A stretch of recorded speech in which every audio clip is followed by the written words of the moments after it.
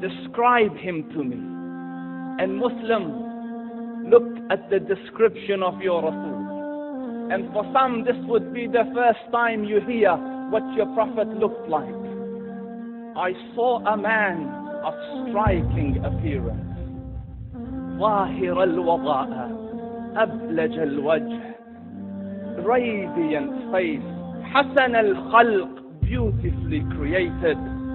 لم تعبه السجلة, his belly wasn't protruding.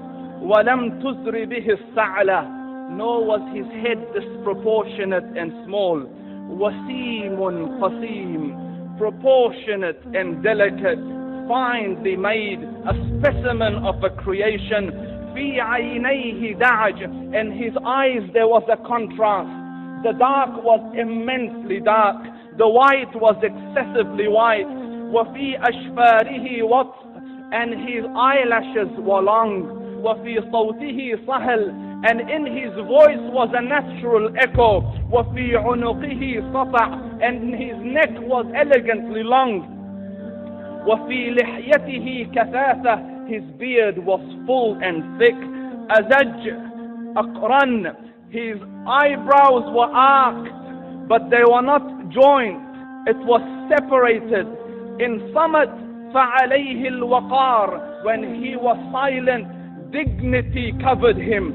وإن تكلم سماه وعلاه البهاء, and when he spoke it was audible and clear, almost commanding and overtaking.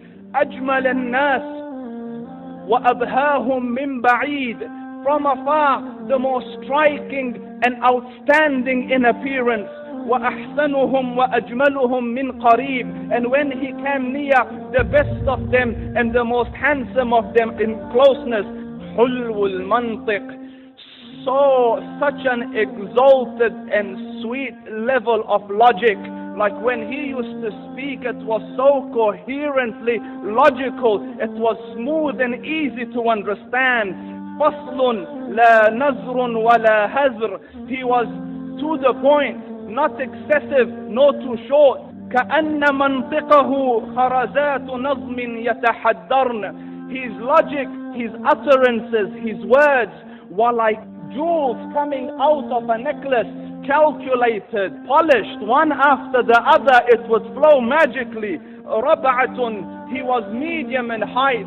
Your eye didn't have to strain to look up at him, nor was it tedious to look down at him. He was a comfortable sight to look at.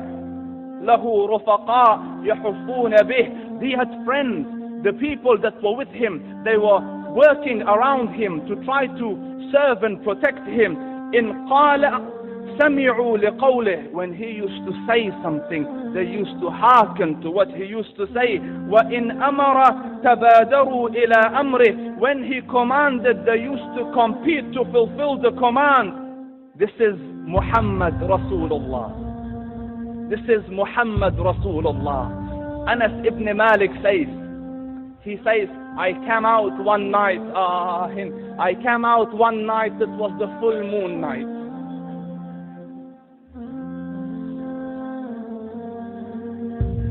And I looked at the moon, and in the desert, understand, the moon is an awesome sight. It is smooth, it is radiant, it is clear, it is gentle compared to the scorching sun of which they are used to. So the moon was the epitome of beauty. So he says, I came out at a full moon night and I looked at the moon and I saw it, beautiful, handsome. So I said, let me go see if the moon is more handsome or my Prophet is more handsome. Let me see if that is more beautiful or the Prophet is more beautiful. So I went and I saw him standing afar. So I looked at his face, and I looked at the moon, and I looked at his face, and I looked at the moon, and I looked at his face, and I looked at the moon, and he said, Wallahi, he was more handsome than the moon in its entirety. That is just the look of your Rasul.